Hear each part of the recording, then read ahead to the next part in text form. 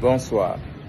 Contrairement à une fausse rumeur répandue savamment par le RDPC, prétendant que je suis en garde à vue à la Légion de gendarmerie, il n'en est rien. J'ai reçu hier une convocation pour me rendre à la gendarmerie ce matin à 10 heures. Étant pris par une affaire urgente dans la famille, mes avocats ont demandé un report, ce qui a été gentiment accordé par le colonel Collégion, qui nous a reçus avec beaucoup de dignité, au contraire de ce que j'ai vécu dans le bureau du préfet l'autre jour. Un rendez-vous a été pris pour mercredi 2 et j'y serai. Je vous rappelle également que ce matin, j'ai reçu une invitation de Madame le commissaire de renseignement de Douala 5e, m'invitant à une causerie. C'est vrai que je ne pouvais pas refuser l'invitation d'une charmante dame, mais comme une invitation s'accepte ou se refuse et qu'une convocation est obligatoire, les deux événements étant situés à la même date, je vais d'abord répondre à la convocation de monsieur le colonel chargé de la région du littoral.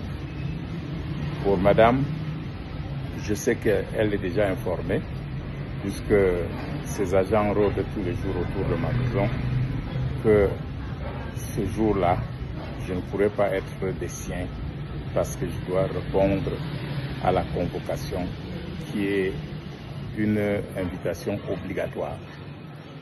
Je suis dans tous les cas surpris qu'on m'invite à une causerie tout en précisant que je dois me munir de ma carte d'identité. Peut-être qu'on veut bien s'assurer que ce mois, le repas étant tellement succulent qu'on ne veut le servir à personne.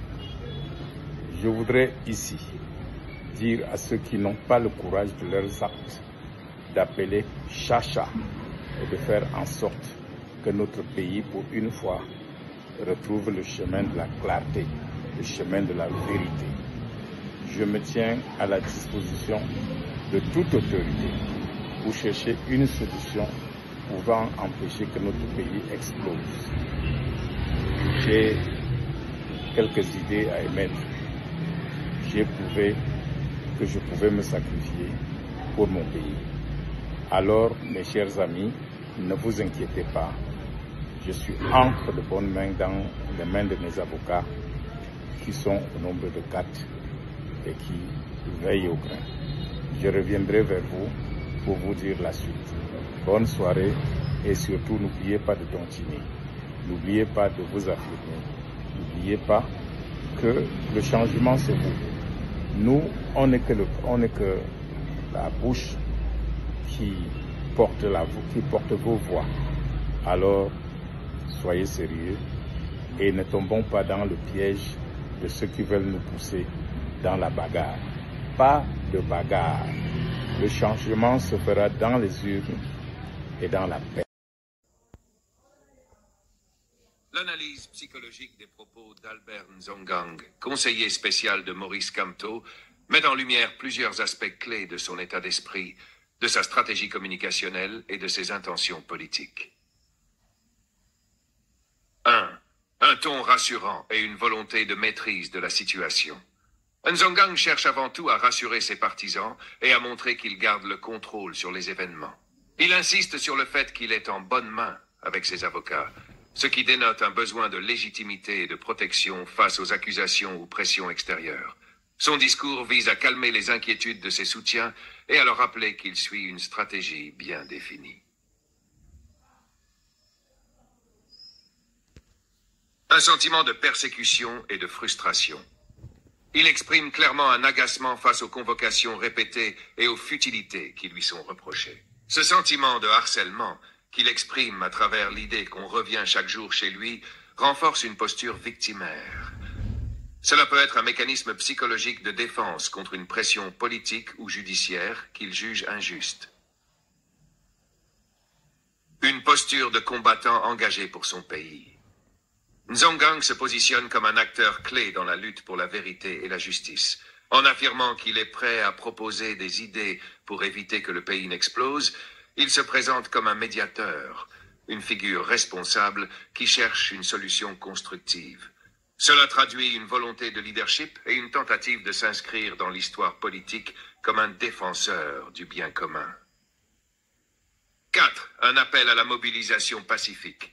Il insiste sur le fait que le changement se fera dans la rue et dans la paix. Ce point est crucial. Il veut mobiliser son camp tout en évitant les accusations d'incitation à la violence. Cet équilibre entre engagement militant et refus du chaos est un message stratégique destiné à maintenir son image d'homme politique responsable. 5. Une communication politique basée sur l'émotion et la symbolique. Nzongang joue sur des éléments émotionnels forts. L'invitation d'une charmante dame, l'idée d'un pays en danger, l'importance de ne pas tomber dans le piège. Il construit un récit où il est à la fois victime, stratège et guide du peuple. Cette approche vise à fédérer autour de lui et de son camp en activant des leviers psychologiques tels que l'indignation, l'espoir et le sentiment d'appartenance. Conclusion. Le discours d'Albert Nzongang est un mélange de défense personnelle, d'appel à la mobilisation et de posture de leadership.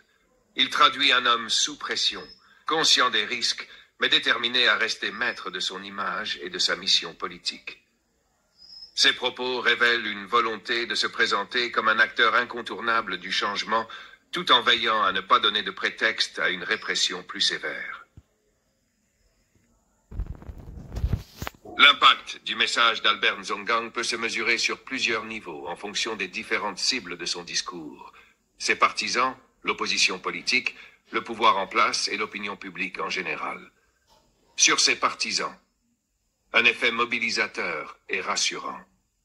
Son message vise à rassurer ses soutiens sur son état et sa capacité à gérer la situation. Il insiste sur le fait qu'il est bien encadré juridiquement et qu'il ne subit pas la pression sans défense. En affirmant que le changement se fera dans la rue et dans la paix, il encourage une mobilisation pacifique, ce qui peut renforcer la cohésion et la discipline au sein de son camp. L'idée qu'il est victime d'acharnement peut aussi renforcer le sentiment d'injustice parmi ses partisans, les incitant à le soutenir davantage. Sur l'opposition politique, un renforcement du discours contestataire. En mettant en avant une posture de résistance face aux autorités, il alimente la rhétorique de l'opposition sur la répression et le manque de démocratie. Son message peut donner du poids aux revendications de Maurice Kamto et de son mouvement, en montrant que les figures de l'opposition sont constamment sous pression. 3. Sur le pouvoir en place, une réaction possible de durcissement ou de surveillance accrue. En dénonçant implicitement des pratiques qu'il juge abusives, convocations répétées, pression, il met le gouvernement en position d'accusé, ce qui pourrait entraîner une réponse plus ferme des autorités pour le discréditer.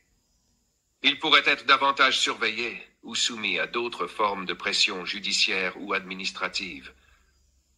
Toutefois, son insistance sur une mobilisation pacifique et son respect apparent des convocations officielles peuvent aussi lui éviter des représailles immédiates.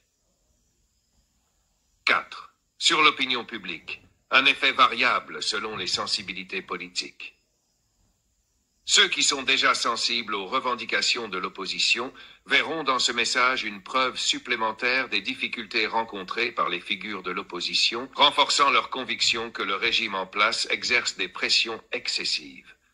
À l'inverse, ces détracteurs ou les partisans du pouvoir pourraient interpréter ce message comme une tentative de manipulation ou une exagération des faits pour susciter la sympathie.